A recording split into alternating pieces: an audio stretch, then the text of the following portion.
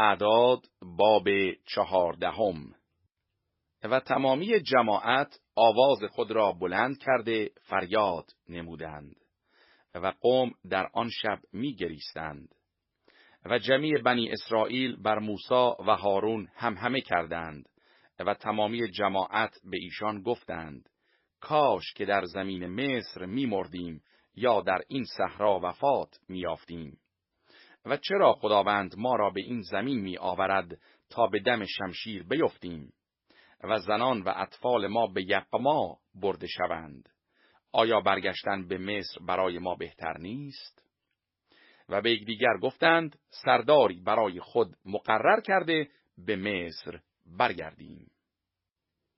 پس موسی و هارون به حضور تمامی گروه جماعت بنی اسرائیل برو افتادند و یوشع ابن نون و کالیب ابن یفونه که از جاسوسان زمین بودند رخت خود را دریدند و تمامی جماعت بنی اسرائیل را خطاب کرده گفتند زمینی که برای جاسوسی آن از آن عبور نمودیم زمین بسیار بسیار خوبی است.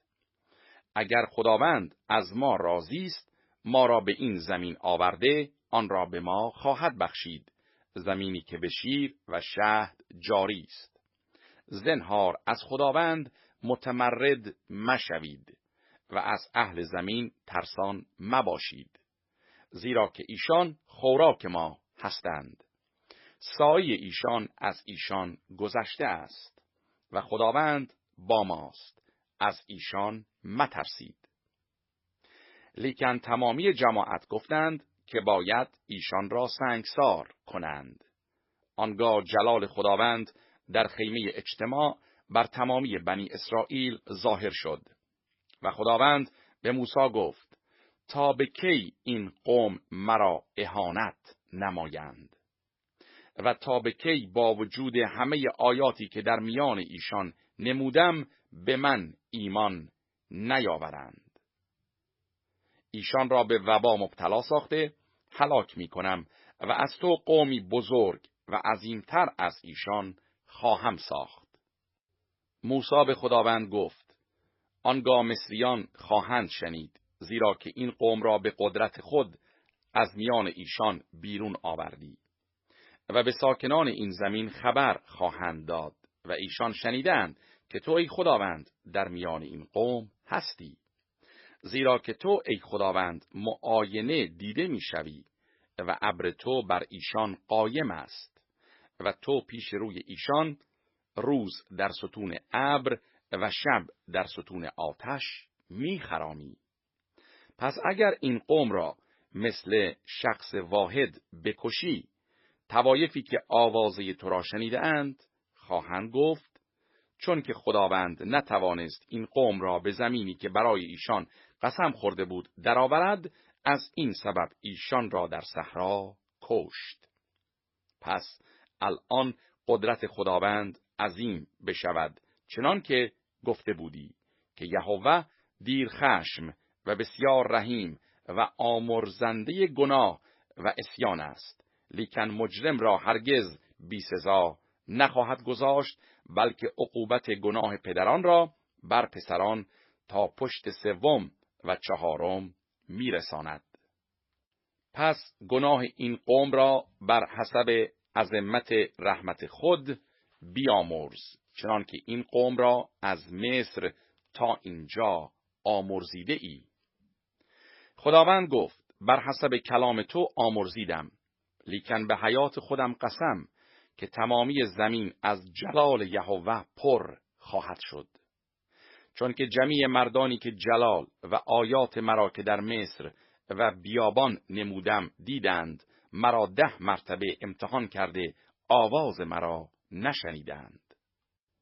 به درستی که ایشان زمینی را که برای پدران ایشان قسم خوردم نخواهند دید و هر که مرا اهانت کرده باشد آن را نخواهد دید. لیکن بنده من کالیب چون که روح دیگر داشت و مرا تماما اطاعت نمود، او را به زمینی که رفته بود داخل خواهم ساخت و ذریت او وارث آن خواهند شد. و چون که عمالیقیان و کنعانیان در وادی ساکنند، فردا رو گردانیده از راه بحر قلزم به صحرا کوچ کنید. و خداوند موسی و هارون را خطاب کرده گفت: تا به کی این جماعت شریر را که بر من همهمه می کنند متحمل بشوم؟ همهمه بنی اسرائیل را که بر من همهمه می کنند شنیدم. به ایشان بگو خداوند میگوید: به حیات خودم قسم که چنان که شما در گوش من گفتید همچنان با شما عمل خواهم نمود.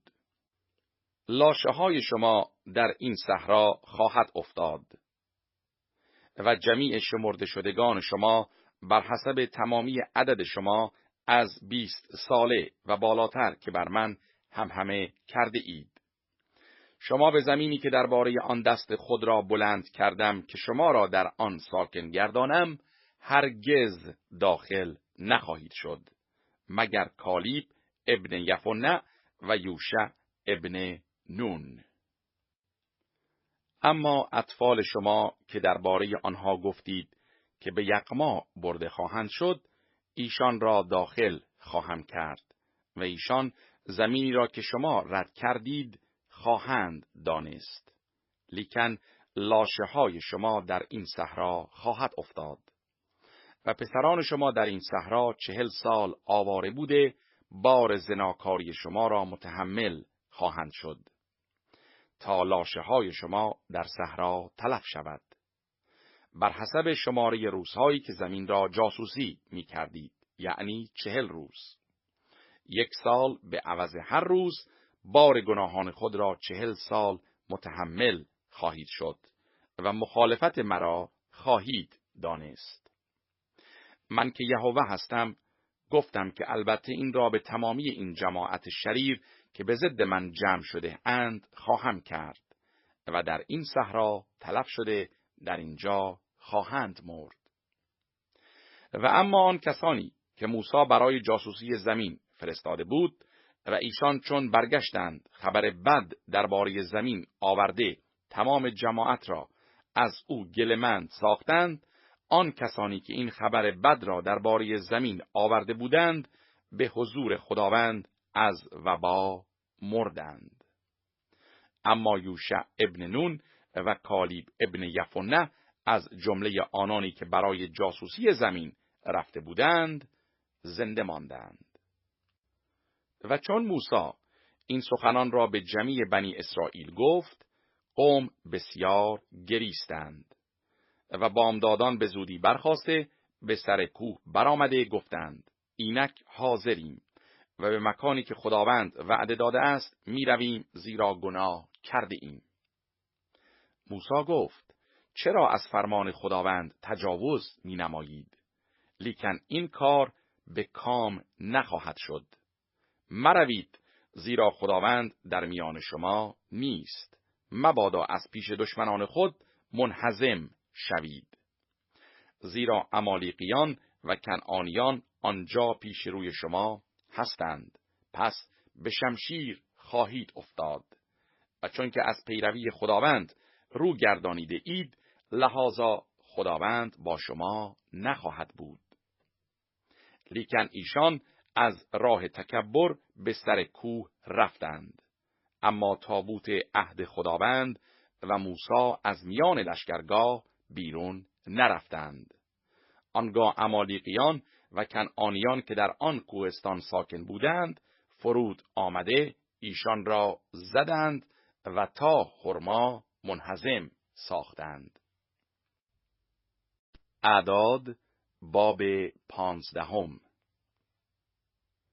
و خداوند موسی را خطاب کرده گفت: بنی اسرائیل را خطاب کرده به ایشان بگو: چون به زمین سکونت خود که من آن را به شما میدهم داخل شوید و میخواهید هدیه آتشین برای خداوند بگذرانید، چه قربانی سوختنی و چه ذبیحه وفای نذر، یا برای نافله یا در عیدهای خود، برای گذرانیدن هدیه خوشبو به جهت خداوند، خواه از رمه و خواه از گله، آنگاه کسی که هدیه خود را میگذراند برای هدیه آردی 1 عشر ایفه آرد نرم مخلوط شده با 1 ربع هین روغن به جهت خداوند بگذراند.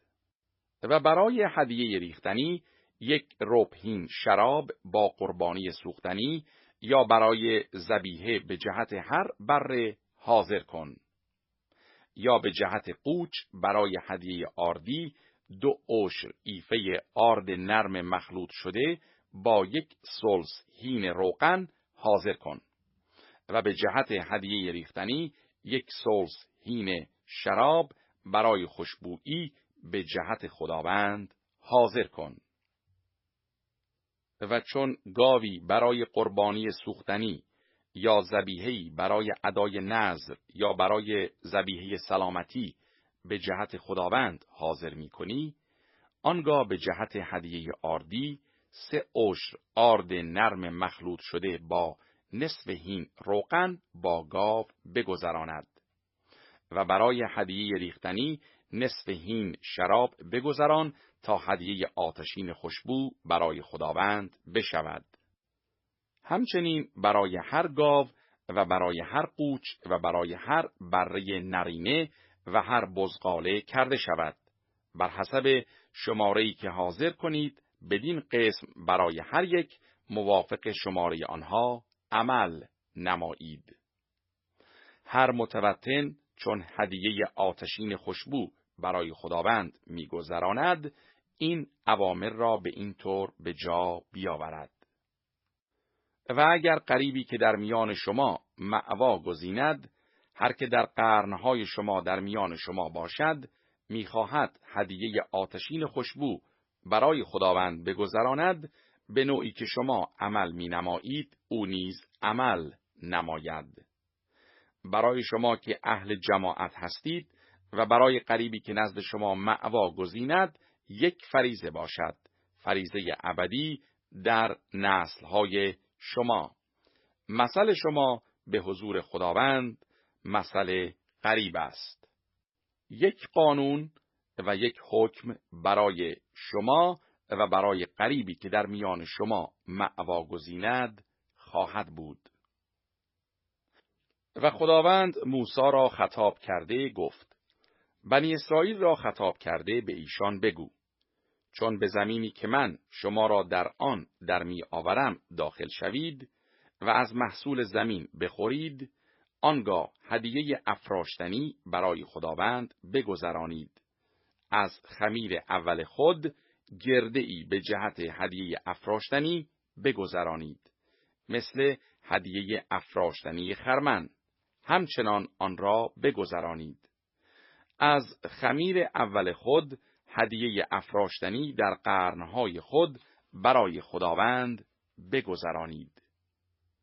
و هرگاه سهواً خطا کرده جمیع این اوامر را که خداوند به موسی گفته است به جا نیاورده باشید، یعنی هرچه خداوند به واسطه موسی شما را امر فرمود از روزی که خداوند امر فرمود و از آن به بعد در قرنهای شما.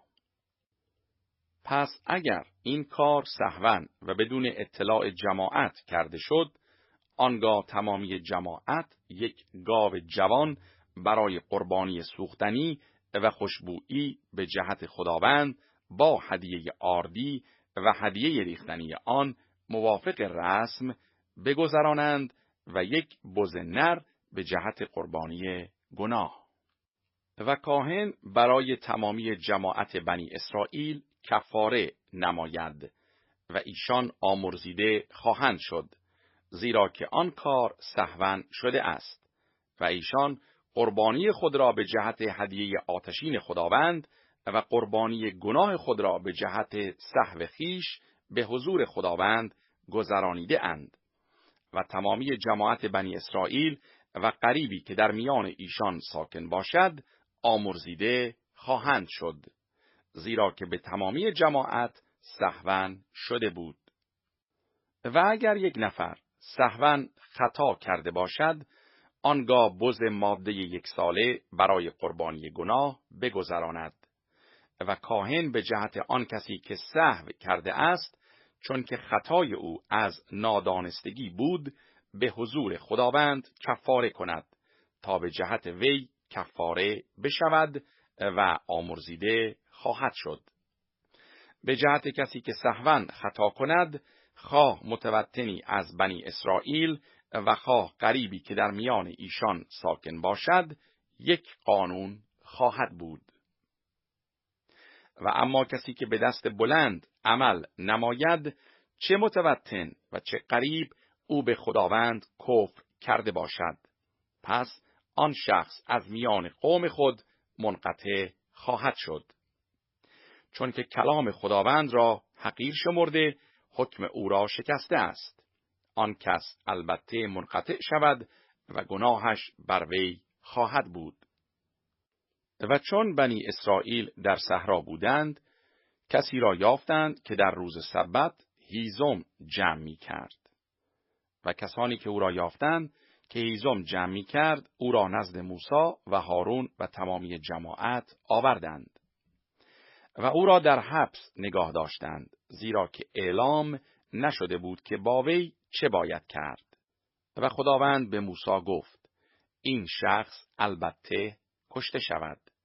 تمامی جماعت او را بیرون از لشکرگاه با سنگها سنگسار کنند. پس تمامی جماعت او را بیرون از لشکرگاه آورده، او را سنگسار کردند و بمرد، چنان که خداوند به موسی امر کرده بود. و خداوند موسی را خطاب کرده گفت: بنی اسرائیل را خطاب کرده به ایشان بگو که برای خود بر گوشه‌های رخت خیش در قرنهای خود سیسیت بسازند و رشته لاجوردی بر هر گوشه سیسیت بگذارند. و به جهت شما سیسیت خواهد بود تا بر آن بنگرید و تمام اوامر خداوند را به یاد آورده به جا آورید و در پی دلها و چشمان خود که شما در پی آنها زنا می کنید منحرف نشوید، تا تمامی اوامر مرا به یاد آورده به جا آورید و به جهت خدای خود مقدس باشید. من یهوه خدای شما هستم که شما را از زمین مصر بیرون آوردم تا خدای شما باشم. من یهوه خدای شما هستم. اعداد باب 16. و قوره ابن یسحار ابن قحات ابن لاوی و داتان و ابیرام پسران الیاب و اون ابن فالت پسران رعوبین کسان گرفته با بعضی از بنی اسرائیل، یعنی 250 نفر از سروران جماعت که برگزیدگان شورا و مردان معروف بودند، به حضور موسی برخاستند. و به مقابل موسی و هارون جمع شده به ایشان گفتند: شما از حد خود تجاوز می نمایید، زیرا تمامی جماعت هر یک از ایشان مقدسند و خداوند در میان ایشان است. پس چرا خویشتن را بر جماعت خداوند بر می افرازید؟ و چون موسی این را شنید به روی خود در افتاد. و قوره و تمامی جمعیت او را خطاب کرده گفت: بامدادان خداوند نشان خواهد داد که چه کس از آن وی و چه کس مقدس است و او را نزد خود خواهد آورد و هر که را برای خود برگزیده است او را نزد خود خواهد آورد. این را بکنید که مجمرها برای خود بگیرید، ای قوره و تمامی جمعیت تو، و آتش در آنها گذارده فردا به حضور خداوند بخور در آنها بریزید و آن کس که خداوند برگزیده است مقدس خواهد شد. ای پسران لاوی، شما از حد خود تجاوز می نمایید. و موسی به قوره گفت: ای بنی لاوی بشنوید، آیا نزد شما کم است که خدای اسرائیل شما را از جماعت اسرائیل ممتاز کرده است تا شما را نزد خود بیاورد تا در مسکن خداوند خدمت نمایید و به حضور جماعت برای خدمت ایشان بایستید و تو را و جمیع برادرانت بنی لاوی را با تو نزدیک آورد و آیا کهانت را نیز می‌طلبید؟ از این جهت تو و تمامی جمعیت تو به ضد خداوند جمع شده اید و اما هارون چیست که بر او همهمه می‌کنید؟ و موسی فرستاد تا داتان و ابیرام پسران الیاب را بخواند و ایشان گفتند نمی آییم. آیا کم است که ما را از زمینی که به شیر و شهد جاری است بیرون آوردی تا ما را در صحرا نیز هلاک سازی که می‌خواهی خود را بر ما حکمران سازی؟ و ما را هم به زمینی که به شیر و شهد جاری است در نیاوردی و ملکیتی از مزرعه ها و تاکستان ها به ما ندادی. آیا چشمان این مردمان را میکنی؟ نخواهیم آمد. و موسی بسیار خشمناک شده به خداوند گفت هدیه ایشان را منظور منما. یک خر از ایشان نگرفتم و به یکی از ایشان زیان نرساندم. و موسی به قوره گفت تو با تمامی جمعیت خود فردا به حضور خداوند حاضر شوید، تو و ایشان و هارون، و هر کس مجمر خود را گرفته بخور بر آنها بگذارد و شما هر کس مجمر خود یعنی 250 مجمر به حضور خداوند بیاورید. تو نیز و هارون هر یک مجمر خود را بیاورید. پس هر کس مجمر خود را گرفته و آتش در آنها نهاده و بخور بر آنها گذارده نزد دروازه خیمه اجتماع با موسی و هارون ایستادند. و قوره تمامی جماعت را به مقابل ایشان نزد در خیمه اجتماع جمع کرد و جلال خداوند بر تمامی جماعت ظاهر شد. و خداوند موسی و هارون را خطاب کرده گفت خود را از این جماعت دور کنید تا ایشان را در لحظه ای هلاک کنم. پس ایشان به روی در افتاده گفتند ای خدا که خدای روح‌های تمام بشر هستی، آیا یک نفر گناه ورزد و بر تمام جماعت غضبناک شوی؟ و خداوند موسی را خطاب کرده گفت جماعت را خطاب کرده بگو از اطراف مسکن قوره و داتان و ابیرام دور شوید. پس موسی برخاسته نزد داتان و ابیرام رفت و مشایخ اسرائیل در عقب وی رفتند. و جماعت را خطاب کرده گفت از نزد خیمه های این مردمان شریر دور شوید و چیزی را که از آن ایشان است لمس منمایید، مبادا در همه گناهان ایشان هلاک شوید. پس از اطراف مسکن قوره و داتان و ابیرام دور شدند و داتان و ابیرام بیرون آمده با زنان و پسران و اطفال خود به در خیمه های خود ایستادند. و موسی گفت از این خواهید دانست که خداوند مرا فرستاده است تا همه این کارها را بکنم و به اراده من نبوده است. اگر این کسان مثل موت سایر بنی آدم بمیرند و اگر مثل وقایع جمیع بنی آدم بر ایشان واقع شود، خداوند مرا نفرستاده است. و اما اگر خداوند چیز تازه‌ای بنماید و زمین دهان خود را گشاده ایشان را با جمیع ما یملک ایشان ببلعد که به گور زنده فرود روند، آنگاه بدانید که این مردمان خداوند را اهانت نموده اند. و چون از گفتن همه این سخنان فارغ شد، زمینی که زیر ایشان بود شکافته شد و زمین دهان خود را گشوده ایشان را و خانه‌های ایشان و همه کسان را که تعلق به قوره داشتند با تمامی اموال ایشان بلعید. و ایشان با هرچه به ایشان تعلق داشت زنده به گور فرو رفتند و زمین بر ایشان به هم آمد که از میان جماعت هلاک شدند.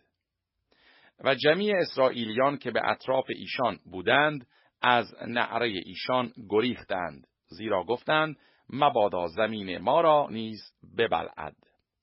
و آتش از حضور خداوند به در آمده 250 نفر را که بخور می‌گذرانیدند سوزانید. و خداوند موسی را خطاب کرده گفت: به العازار ابن هارون کاهن بگو که مجمرها را از میان آتش بردار و آتش را به آن طرف بپاش، زیرا که آنها مقدس است. یعنی مجمرهای این گناهکاران را به ضد جان ایشان، و از آنها تخته‌های پهن برای پوشش مذبح بسازند، زیرا چون که آنها را به حضور خداوند گذرانیده اند مقدس شده است، تا برای بنی اسرائیل آیتی باشد. پس العازار کاهن مجمرهای برنجین را که سوخته شدگان گذرانیده بودند گرفته از آنها پوشش مذبح ساختند، تا برای بنی اسرائیل یادگار باشد، تا هیچ غریبی که از اولاد هارون نباشد به جهت سوزانیدن بخور به حضور خداوند نزدیک نیاید، مبادا مثل قوره و جمعیتش بشود، چنان که خداوند به واسطه موسی او را امر فرموده بود. و در فردای آن روز تمامی جماعت بنی اسرائیل بر موسی و هارون همهمه کرده گفتند که شما قوم خداوند را کشتید. و چون جماعت بر موسی و هارون جمع شدند به سوی خیمه اجتماع نگریستند و اینک ابر آن را پوشانید و جلال خداوند ظاهر شد. و موسی و هارون پیش خیمه اجتماع آمدند و خداوند موسی را خطاب کرده گفت: از میان این جماعت دور شوید تا ایشان را ناگهان هلاک سازم. و ایشان به روی خود در افتادند. و موسی به هارون گفت: مجمر خود را گرفته آتش از روی مذبح در آن بگذار و بخور بر آن بریز و به زودی به سوی جماعت رفته برای ایشان کفاره کن، زیرا غضب از حضور خداوند برآمده و وبا شروع شده است. پس هارون به نحوی که موسی گفته بود آن را گرفته در میان جماعت دوید و اینک وبا در میان قوم شروع شده بود. پس بخور را بریخت و به جهت قوم کفاره نمود و او در میان مردگان و زندگان ایستاد و وبا بازداشته شد. و عدد کسانی که از وبا مردند 14,700 بود، سوای آنانی که در حادثه قوره هلاک شدند. پس هارون نزد موسی به در خیمه اجتماع برگشت و وبا رفت شد. اعداد باب 17. و خداوند موسی را خطاب کرده گفت: به بنی اسرائیل سخن بگو و از ایشان عصاها بگیر، یک عصا از هر خاندان آبا.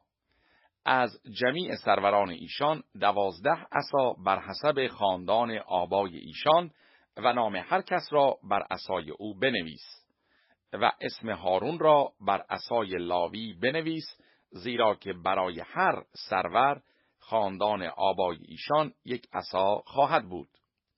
و آنها را در خیمه اجتماع پیش شهادت، جایی که من با شما ملاقات می کنم، بگذار.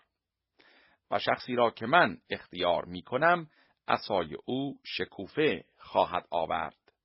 پس همه بنی اسرائیل را که بر شما می کنند از خود ساکت خواهم نمود. و موسی این را به بنی اسرائیل گفت.